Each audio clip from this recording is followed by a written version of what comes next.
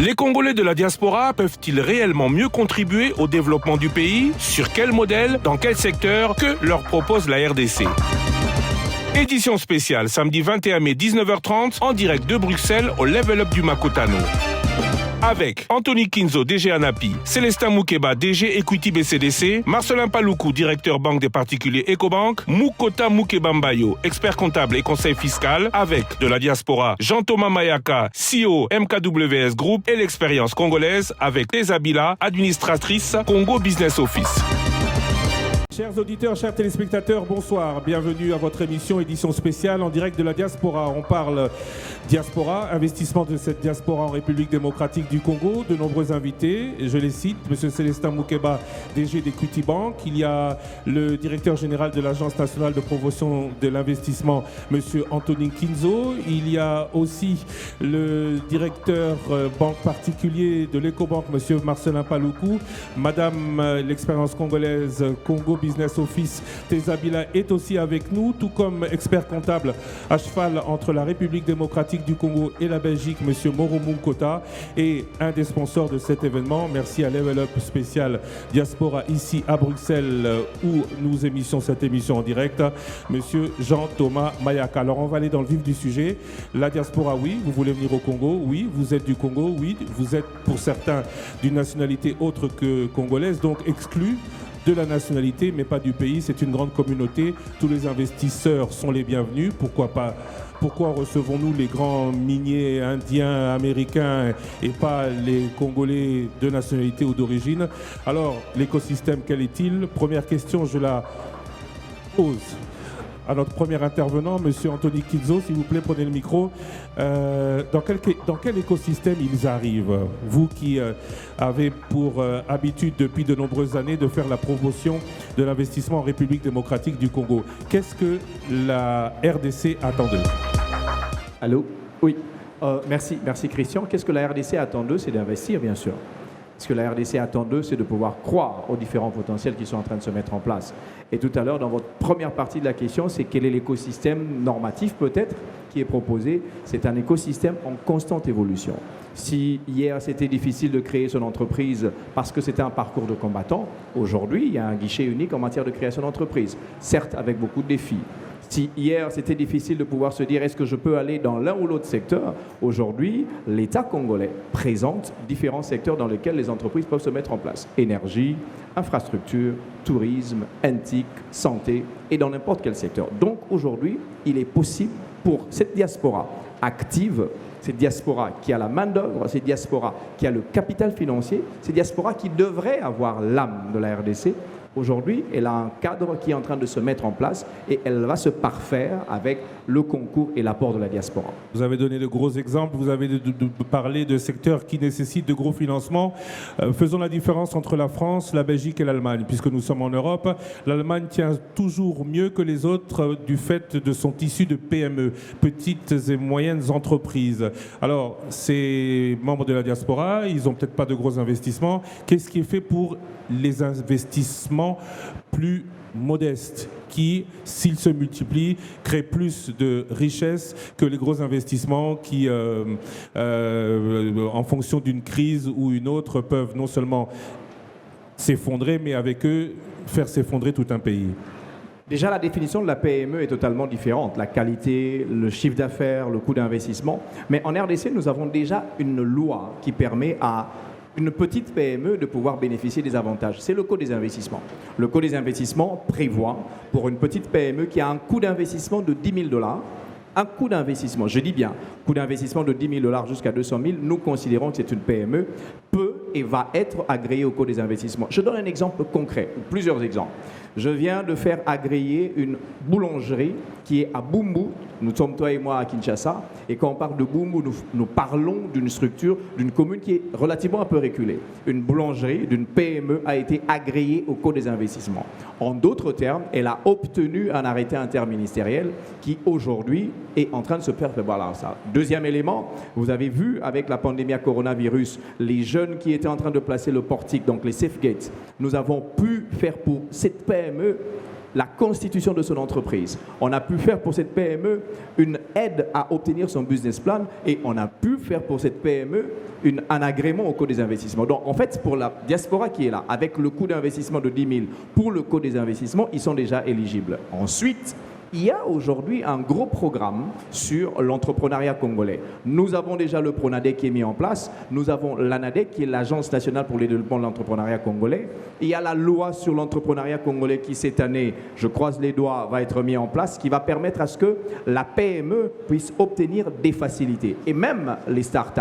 Mais nous avons aussi le Fonds de garantie de l'entrepreneuriat, qui fait en sorte que le gros défi des PME, qui hier était en train de se poser la question de savoir les taux, puisqu'on n'a pas parlé des taux ici avec les banques. On va y arriver. Mais la banque se porte, l'État congolais se porte comme caution auprès d'une banque commerciale, en train de se dire, cette PME régulièrement constituée, j'insiste Christian, ça veut dire qu'elle a ces différents documents qui sont le registre de commerce, qui sont les statuts, qui sont l'identification nationale. À partir du moment où elle demande de pouvoir bénéficier des fonds, l'État congolais se porte caution et finalement, la banque va lui donner les fonds. Mais il y a une chose, c'est qu'il y a 3 niveaux de contrôle. Il y aura le contrôle de l'État, certainement l'inspection générale des finances. Il y aura le contrôle de la banque commerciale, parce qu'en fait, quand elle donne des fonds, elle va venir contrôler. Et il y aura le contrôle des associés. Est-ce qu'on est prêt à subir les 3 contrôles, même si on a léger? Et ça, c'est une question de choix. Normalement, oui, parce que ici, ceux qui investissent et ceux qui sont sur la place de Bruxelles savent très bien qu'ils n'échappent pas à ce contrôle. Alors, une fois qu'on a cette société, une fois qu'on a un projet, une fois qu'on a tout fait, étude de faisabilité, une fois qu'on est sûr de ce qu'on veut faire, on oublie l'État qui souvent ne fait pas beaucoup et on se dirige vers les banques. Monsieur Célestin Moukeba, bonjour. Rebonjour. Bonjour Christian. Alors, est-ce que les banques sont présentes? On va parler pour vous, vous êtes le directeur général d'Equity BCDC, une des plus grandes banques congolaises. On va parler d'abord des grands projets, avant de parler des projets plus PME, plus particuliers avec votre concurrent Ecobank, Monsieur Marcelin Paloukou qui est à côté de vous. Est-ce que vous financez? Quelles sont les conditions de financement? Est-ce que vous êtes accessible? Pour ceux qui suivent Top Congo, nous avons fait il y a 1 an et demi, vous étiez, et je vous en remercie présent, une grande émission sur le coût et l'accès au crédit. Coût prohibitif, accès limité. Monsieur Mossedek Bali, que vous avez vu tout à l'heure, a parlé de 20% de financement d'investissement en Afrique. Au Congo, vous avez dit tout à l'heure sur Top Congo qu'on était à 7. Est-ce que le problème de ces financements, ce n'est pas vous, les banques? Très bien, merci Christian.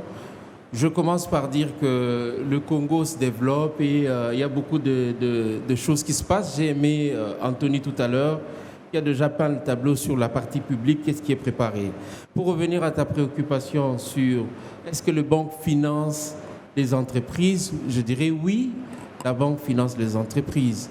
Le taux de pénétration bancaire en République démocratique du Congo est très très faible jusqu'aujourd'hui.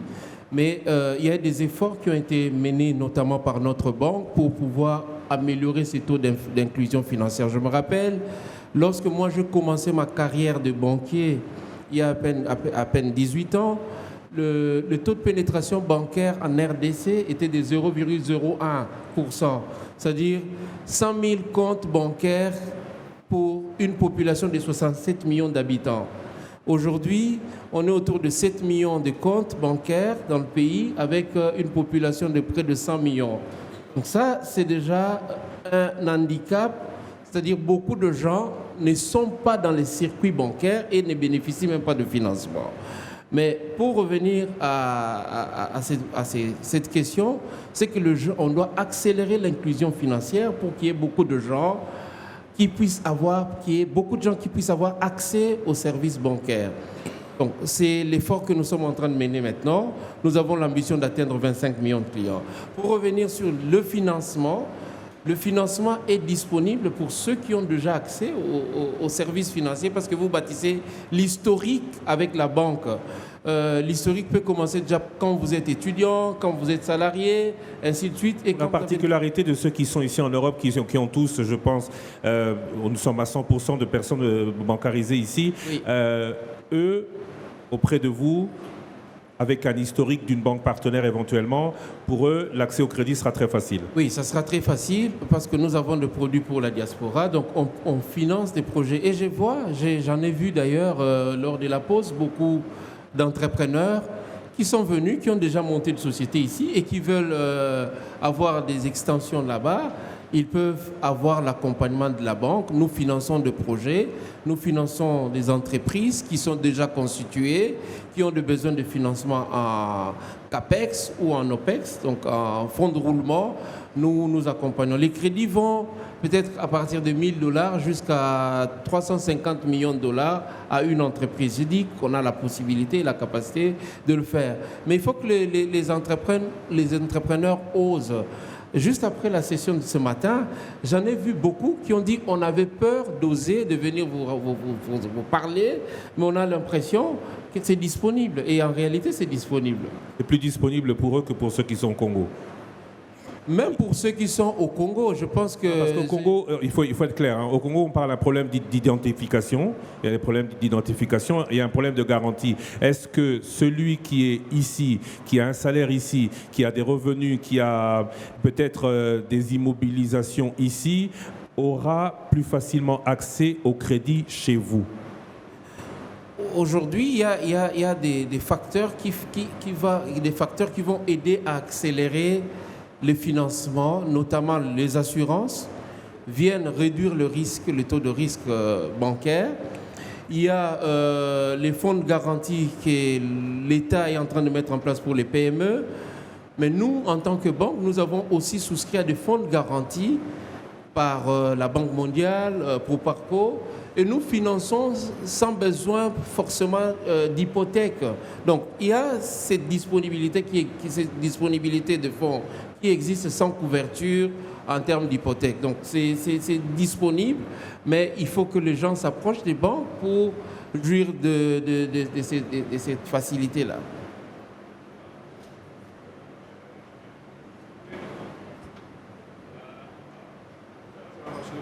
Alors maintenant, M. Célestin Moukeba, avant de passer le micro à Marcelin Paloukou, avant de passer le micro, Marcelin, les questions qui fâchent. Je suis ici en Belgique, j'ai un taux qui avoisine 4-5% de crédit. J'arrive au Congo, on est au-delà de 10.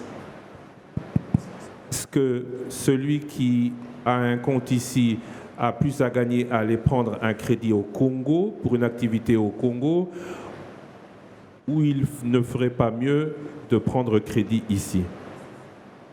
Je dirais, si quelqu'un a la possibilité de lever les fonds là où c'est moins cher, je l'encourage à le faire. Il ne faut même pas hésiter.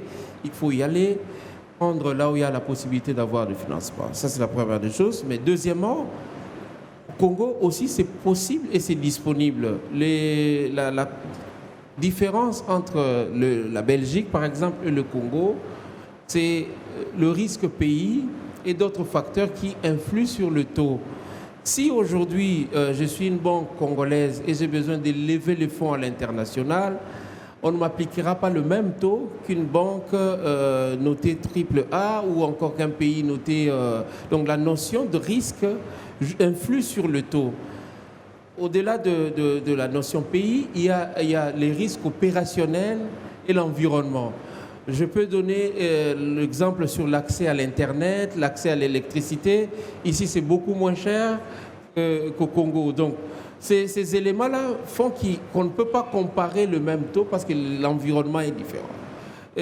Mais par contre, pour ceux qui bénéficient de financement au Congo à ce taux-là, ils ont aussi des marges certainement bénéficiaires qui sont beaucoup plus élevées que les marges bénéficiaires que tu trouveras ici.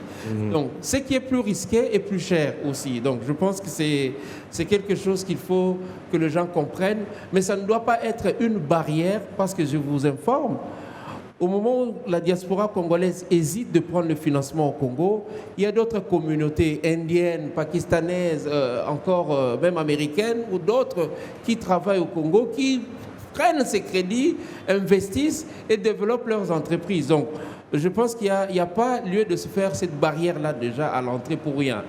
Merci beaucoup, M. Célestin Moukeba, le directeur Banque des particuliers, l'Ecobank, et M. Marcelin Paloukou. Alors, même question, Vous, c'est à un niveau plus moindre, enfin, pour les particuliers. Qu'est-ce que vous conseillez à ces particuliers par rapport au comportement à avoir à la prise du crédit, M. Marcel Napaloku? Merci beaucoup, Christian. Alors, je crois que, parlant des particuliers, c'est ce qui constitue, je crois, la grande partie de nos compatriotes de la diaspora. Je ne crois pas qu'ils sont dans des investissements pour les grandes entreprises minières. Donc, je voudrais être, je dirais, pratique et réaliste. Je ne voudrais pas donner l'impression que la première chose à faire, c'est de sauter sur un crédit pour pouvoir réussir son business. La question qui m'est posée, c'est-à-dire qu'est-ce qu'il faut faire? Je reviens, encore qu'il est d'abord important de bien maîtriser l'offre qu'on fait, la qualité de l'offre qu'on fait, de bien maîtriser la source de remboursement. Quand cette offre-là est claire, elle est pertinente, elle est viable, elle est rentable, il est très facile d'obtenir maintenant des financements. On demande par exemple aux gens qui viennent d'avoir 3 ans de bilan. Mais par moment, c'est très difficile d'avoir quelqu'un qui vous brandisse 3 ans de bilan pour suivre son activité. Oui, mais quand quelqu'un commence une activité, comment voulez-vous lui demander 3 ans de bilan? Ben écoutez, ça veut dire qu'il doit d'abord passer les 3 ans sans les crédits, parce que ça peut même être, je dirais, c'est pas dans son intérêt de l'avoir, parce qu'il a un surcoût et il n'a pas encore maîtrisé son environnement. Vous pouvez réussir un business en Europe, mais quand vous venez en Afrique, c'est un environnement différent. Christian, je vais parler de Radio Panique et de Top Congo. Aujourd'hui, Top Congo, 3 ans, je crois, d'affilée, meilleure radio, a une audience claire, son offre est très claire. Personne ne va mettre en doute la capacité de Top Congo, c'est-à-dire les banquiers vous courront derrière vous, ce qui n'est pas le cas de celui qui viendra. Il faut qu'il fasse ses preuves, qu'il maîtrise son environnement, sa clientèle, sa stratégie marketing, pour qu'on se dise oui, voilà comment j'ai évolué. En ce moment-là, il est plus facile, disons, de donner les crédits. Autrement dit, vous ne prêtez qu'aux riches, vous ne prenez pas de risque, vous? Non, autrement dit, nous devons d'abord, comme a dit Célestin, créer une historique. Nous allons travailler avec les clients, nous avons les outils de gestion. Généralement, pour la diaspora, ils commencent une activité, mais sont encore en Europe. EcoBank, nous avons des outils, des solutions digitales qui vous permettent, à partir de l'Europe, de pouvoir mouvementer vos comptes, demander, j'ai vu des personnes créer des hôtels, mais venir faire des dépôts, je dirais, même pas faire des dépôts, à la main. Mais faites passer par les paiements par QR code, faites passer par les TPE. Au moins, vous avez une historique de maîtrise de vos flux, les recettes, les sorties. Ensemble, vous maîtrisez. Et quand c'est clair, nous pouvons venir maintenant. Il faut d'abord se structurer et effectivement maîtriser son environnement, son business, sa clientèle. J'ai posé la question précédemment à M. Célestin Moukeba. Est-ce que quelqu'un qui a un historique ici en Belgique peut le faire valoir au Congo? C'est un point de départ, mais mon conseil serait, il est possible aujourd'hui d'ouvrir le compte à partir de solutions technologiques. Donc ici, ouvrir le compte pour la RDC, mais je crois en tout cas vous pouvez le faire. Commencez déjà. Une fois que vous arrivez au Congo, vous devez éprouver votre modèle, parce que ce n'est pas toujours transportable et duplicable comme ça. Il faut l'éprouver, faire les ajustements qu'il faut. Une fois que c'est clair, qui est votre client, combien il est prêt à payer, où est votre place par rapport à la concurrence, quel est votre point de différenciation, il est possible maintenant de pouvoir aller.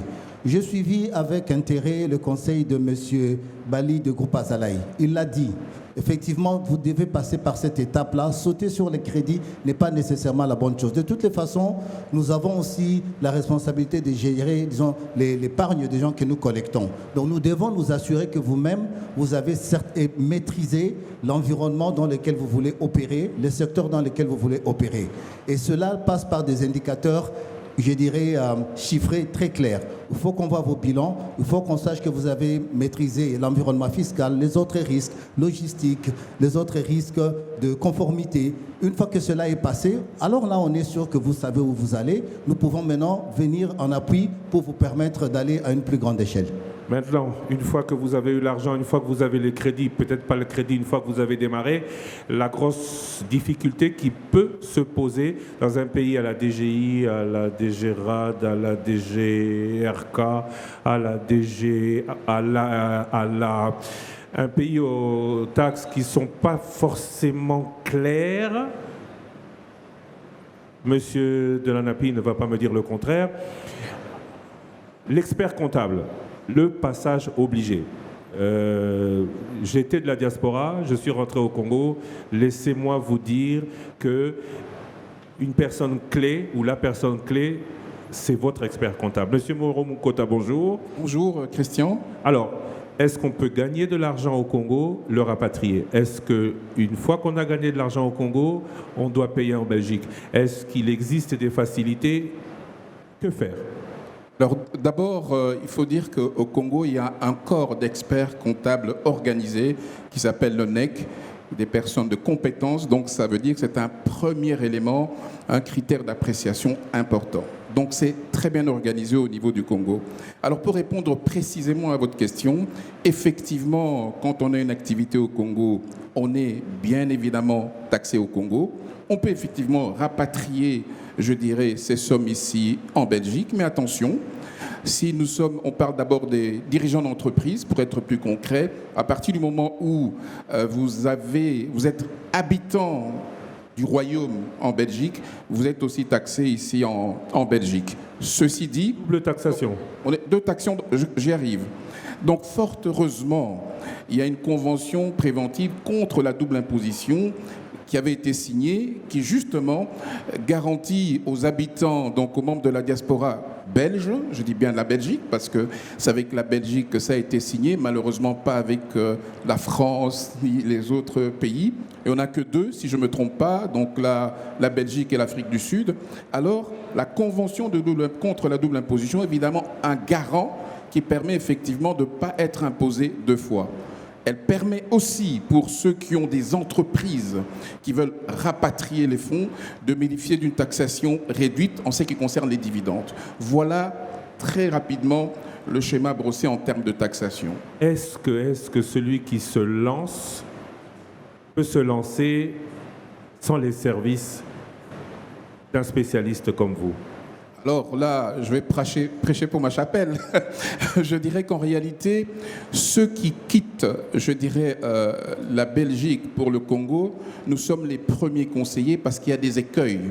On pense à tort qu'à partir du moment où on n'a que de revenus de source congolais, qu'il ne faut pas déclarer ces revenus ici en Belgique, alors que même si elles ne sont pas taxées, il y a une obligation de taxation. Donc oui, il faut effectivement avoir un expert comptable, un fiscaliste ici en Belgique spécialisé.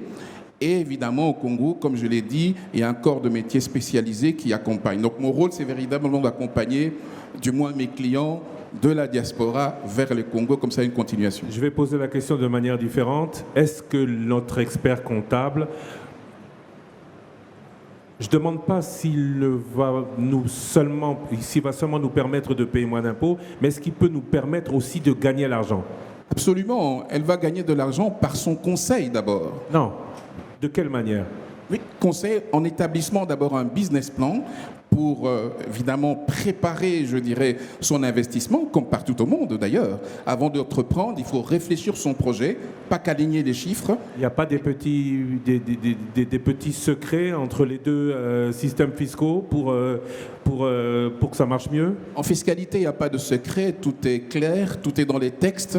Il ne faut pas me faire sortir des choses que je n'ai pas envie de dire en public, mais j'ai envie de dire qu'il faut partir sur base des conseils de base, et à partir de là, comme un médecin, comme un avocat, il y a des ficelles évidemment, bien évidemment, qu'on peut pouvoir vous accompagner par rapport à ça, mais je ne sais pas si l'auditoire, parce que là, on va optimaliser la fiscalité, effectivement. Ça, c'est normal, c'est notre métier, d'ailleurs. Merci beaucoup, Monsieur Moro Mukota. On retiendra qu'il n'y a pas de secret, il n'y a que des ficelles. Alors maintenant, parlons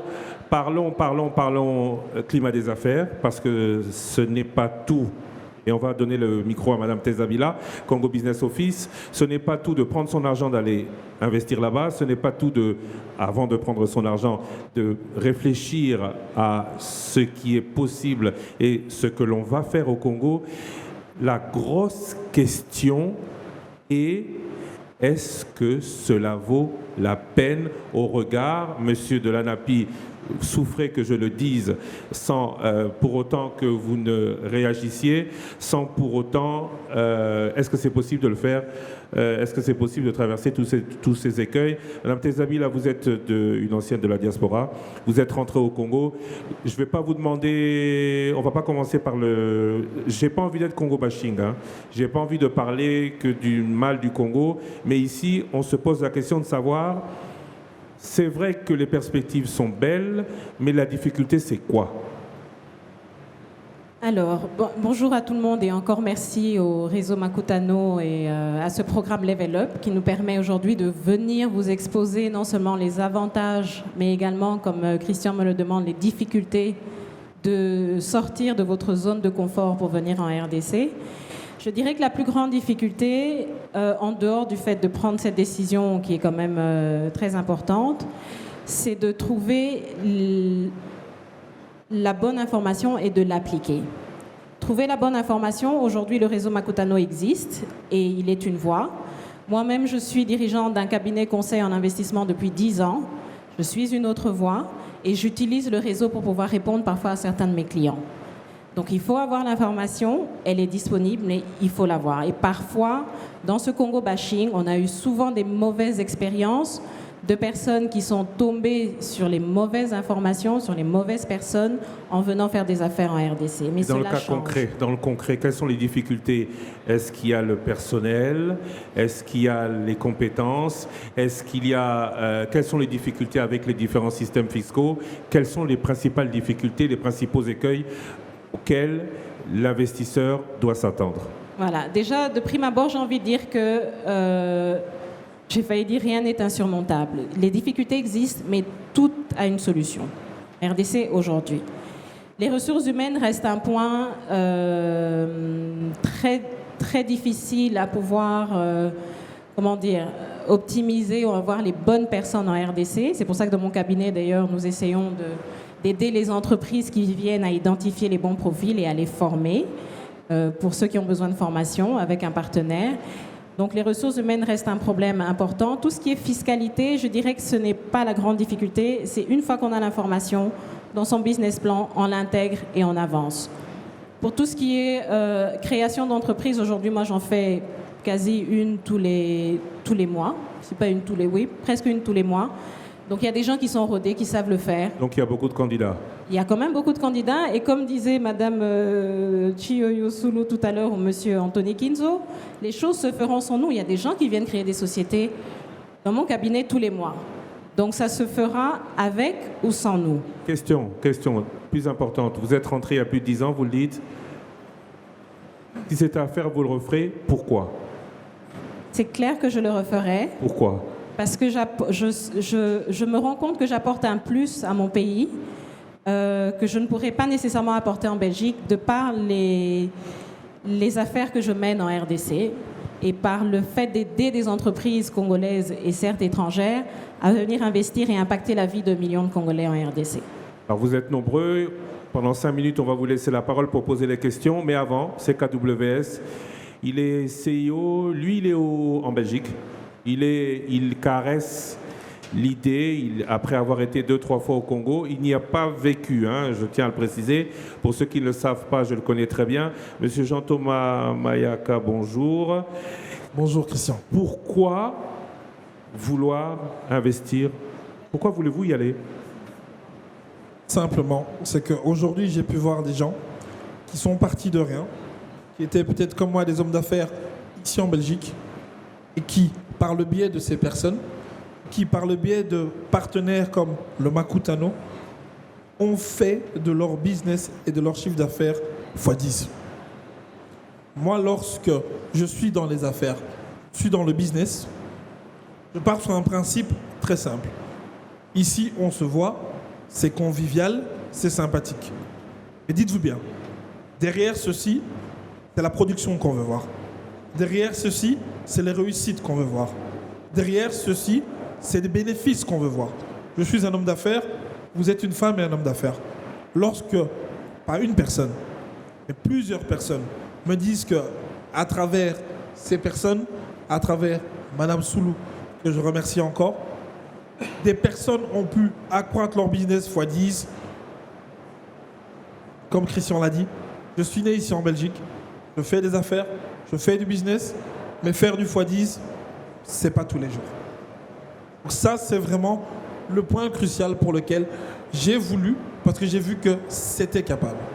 Vous ne voyez que le x10, vous ne voyez pas les difficultés, ça tombe, le x10 il est réalisable, mais les difficultés c'est x100. Effectivement. Mais moi, je dis une chose, et ça, je le dirais à Christian. Tout le monde voit Christian aujourd'hui comme ça, mais reposez-lui la question. Lorsqu'il a commencé par Radio Panique et d'autres choses, ça n'a pas tout de suite été le top Congo qu'on connaît aujourd'hui. Mais aujourd'hui, il s'est accroché, il l'a fait. Ce que je veux vous dire, comme Christian, vous aussi, vous pouvez le faire. La seule chose qui est différente, le seul endroit où je vois que le mot réussite d'avant travail, c'est dans le dictionnaire. Donc, c'est-à-dire que si tu ne travailles pas, si tu ne souffres pas, si tu ne t'accroches pas à ce que tu veux, jamais tu ne vas réussir. On a toujours dit depuis le début, oser, décider, agir. Et bien sûr, il y a un mot qui est très important, c'est le agir. Aujourd'hui, je peux vous mettre une mallette de 1 million d'euros. Et je vous dis, voilà, la mallette est là. Vous allez voir que beaucoup de personnes ne vont pas se lever pour la prendre. Je sais, par exemple, je vois Madame Soulou au premier rang. Dites-vous bien, elle va se lever et elle va la prendre. La différence, elle est là. Saisis ta chance et travaille. Alors, on va laisser la parole maintenant. On va vous permettre de poser une ou deux questions à chacun des panélistes. Il y a juste M. Anthony Kinzo. Bon, lui, je vous maîtrise, M. Kinzo, qui veut donner des chiffres. Allez, dites-nous quels sont les chiffres, comment ça se passe. Est-ce que c'est ce doing business que l'on dit pas très fameux en République démocratique du Congo, cette théorie est démentie par les chiffres? Je vais peut-être rebondir sur un des points qui a été précisé par Thésabi là tout à l'heure. Je donne juste quelques chiffres aux compatriotes qu'il y a ici. Le nombre d'entreprises qui ont été créées, je vous présente 3 années. Fin 2020, nous sommes à 4 681 entreprises. Fin 2020. 2021, nous sommes à 6 609 entreprises. Et 2022, la tendance est à 10 000 entreprises. Tenez-vous bien, les entreprises à capitaux majoritairement congolais, pour fin 2020, donnez-moi le temps, nous avons 3 847 entreprises, ça c'est pour 2019, et 2020, nous sommes à 300, fin 2020, nous sommes pratiquement à 5 157, et la tendance pour 2022, nous sommes à 10 000. C'est simplement pour répondre à Christian en disant, oui, c'est possible. Le challenge est là, mais beaucoup de Congolais sont en train de croire. J'ai bien dit capitaux majorité congolais. Beaucoup de Congolais sont en train de croire en la RDC. Beaucoup de Congolais sont en train d'oser et oser la RDC. Maintenant, le cliché par rapport à Doing Business, vous savez, Doing Business a déjà été arrêté par la Banque mondiale. Donc, je ne vais même pas revenir là-dessus. Il y a eu un certain nombre de cafouillages. Mais Christian, tu sais, je sais. La réforme a évolué.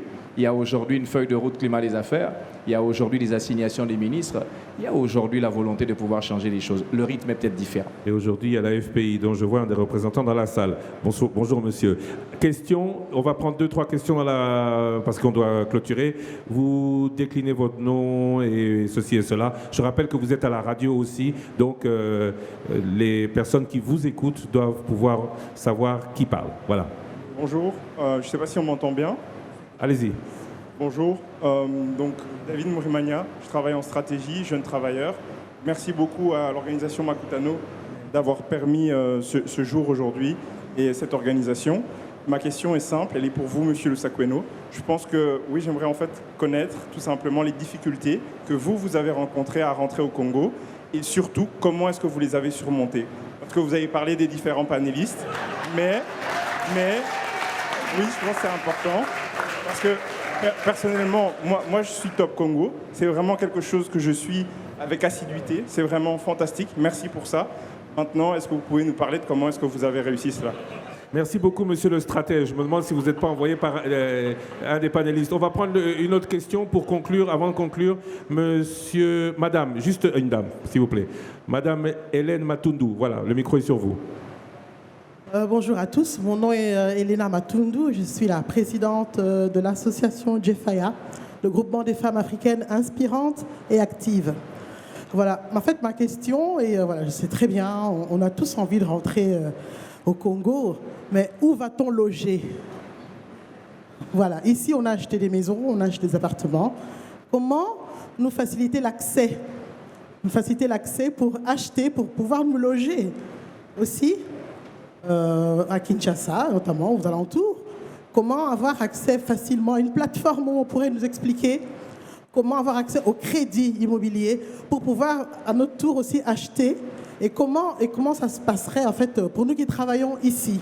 Voilà, c'est ça ma question. Merci beaucoup, Madame Elena Matundu. Je préfère cette question à la précédente. Et ce module a été, je dirais, broadcast, diffusé dans les radios communautaires, et il y a un programme d'encadrement réellement. Ce qui a fait la force de notre groupe au Kenya, avec beaucoup d'entrepreneurs qui sont devenus aujourd'hui des vrais entrepreneurs, on a la capacité de transformer même les paysans en agropreneurs. Et le groupe en a transformé plus d'1 million. Donc, c'est possible que vous suivez ces programmes-là de formation. Ça vous équipe, ça vous outille, ça vous donne les conforts nécessaires d'aller d'avant et d'entreprendre. Ça, c'est le premier volet. Le deuxième, pour revenir à la question de madame sur le crédit immobilier, je vous informe que nous accompagnons. Ce n'est pas la première fois que je viens rencontrer les Congolais de la diaspora. Beaucoup, on se connaît déjà parce que c'est depuis 2018 que nous venons fréquemment vous voir. Et je vous informe qu'aujourd'hui, nous avons un portefeuille d'1 million de dollars donné aux Congolais de la diaspora pour avoir des maisons au Congo. Il y en a déjà. Donc, nous continuons à accélérer ces programmes parce qu'il y a des produits que nous avons lancés. Nous sommes en train d'analyser à ce jour la possibilité pour ceux qui veulent acheter des biens un peu vers Maluku et tout ça. Donc, vous pouvez voir nos services. Pour terminer, Christian, nous avons des produits qui intéressent beaucoup la diaspora, parce que nous avons vraiment un département diaspora banking qui fait ce travail. Pour le transfert d'argent de l'Union européenne, pour vous qui êtes là, vers la RDC, on a rendu ça possible. Vous pouvez envoyer de l'argent à partir de votre carte via l'application Equity Direct à n'importe quel numéro de téléphone au Congo, et la personne peut aller retirer son argent dans les distributeurs de la banque ou auprès de 7000 agents bancaires à travers le Congo. C'est moins cher que les autres canaux que vous utilisez. Merci beaucoup. C'était l'espace pub. Merci de votre fidélité au programme de Top Congo FM. Merci à vous d'avoir été là. Malheureusement, on est pris par le temps. Je ne vais malheureusement pas être en mesure de répondre à la question de 1. Les Congolais existent.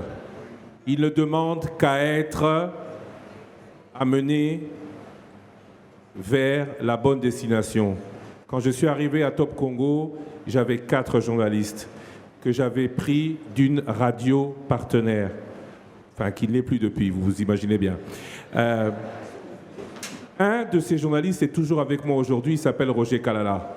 Mais je me suis rapidement rendu compte que, en ce qui concerne les ressources humaines, le recrutement ne devait pas se faire au diplôme universitaire, mais au diplôme primaire. Première chose. Il existe des gens bien au Congo, et ceux qui m'ont toujours dit « tu n'y arriveras pas, les Congolais ne sont pas en mesure », c'est faux. Je peux citer, et vous les connaissez, les journalistes de Top Congo.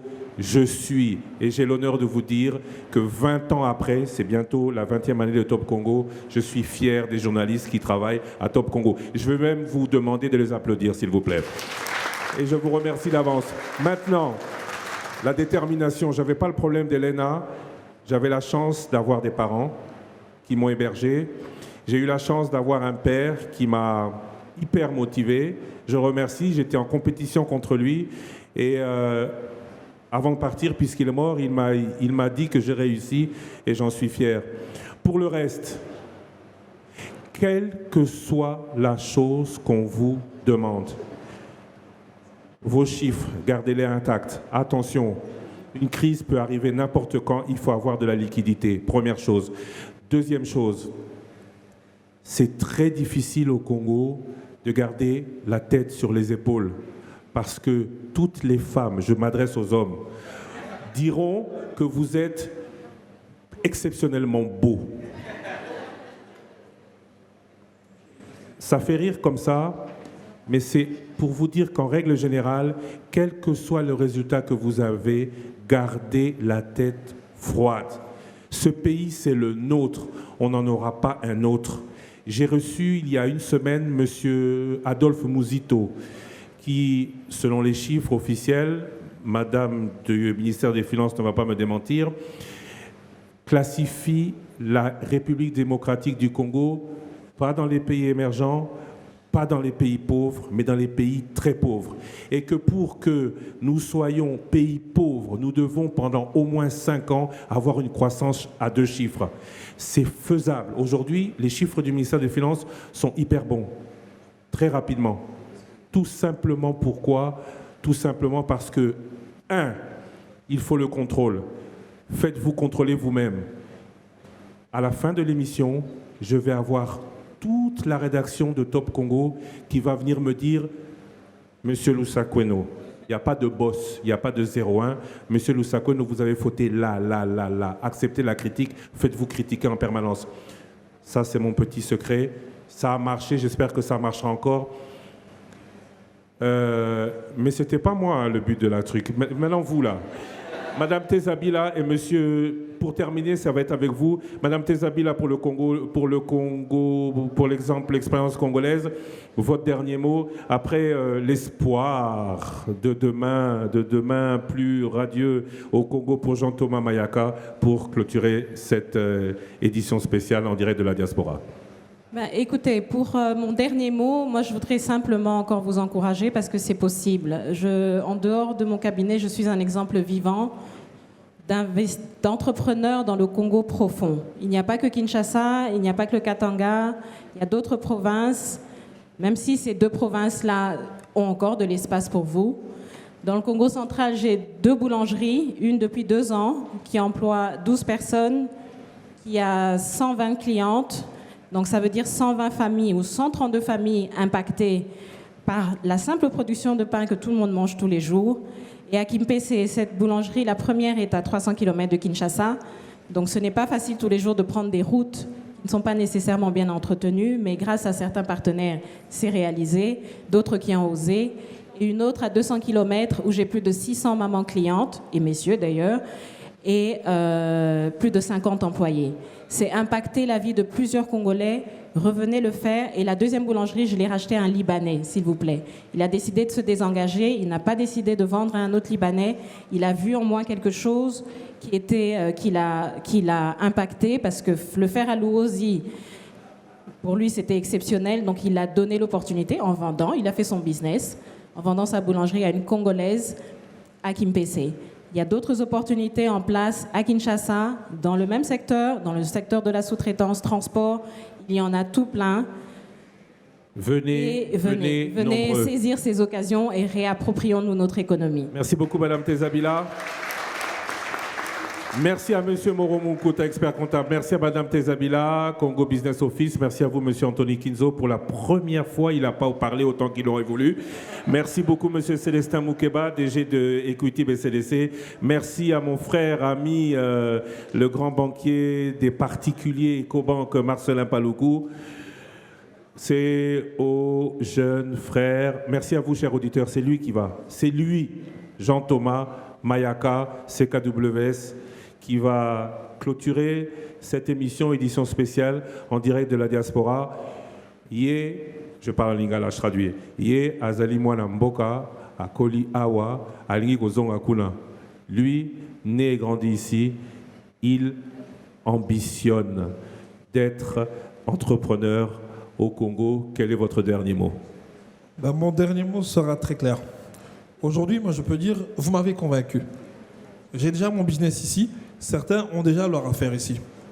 La seule chose que je veux dire, si j'encourage, comme moi, d'autres hommes d'affaires à pouvoir venir et se déplacer sur le Congo, il faut que tout ce qu'on leur a dit ici se réalise. C'est la seule chose que je vous demanderai. Et au nom de tous mes confrères ici, c'est vrai que moi, on peut dire il est déjà dans les affaires. Mais aussi petit qu'il soit, comme homme d'affaires ici, demain, on ne sait pas qui il peut être. Donc je veux juste dire, ok, vous nous avez convaincus, nous serons là. Makutano, Nicole Soulou, merci. Au nom de toutes les personnes ici présentes. Mais, comme j'ai dit, la présidence, notre président et tout le gouvernement, ici aussi représenté par vous-même, nous espérons que lorsque nous rentrerons, nous serons accueillis et ensemble, nous travaillerons pour un nouveau Congo. Merci. Merci à vous, merci chers auditeurs, merci à Makutano Group, merci au Level Up, merci à Madame Nicole Soulou, merci à Madame Béatrice de Cambolas, merci à Madame Stéphanie Kimboulou, merci à Madame Ika de Jong, merci à Madame... Je ne vais pas dire. Merci à Madame Laura Mobutu, merci à Maman Dani, merci à tous d'avoir été avec nous. L'actualité continue sur votre télévision, sur votre radio, j'y arriverai. Hein. Et merci à Madame Lydia Moutier-Bellé, échevine, ville de Bruxelles, la marraine de l'événement. Les actualités continuent sur votre radio. À très bientôt.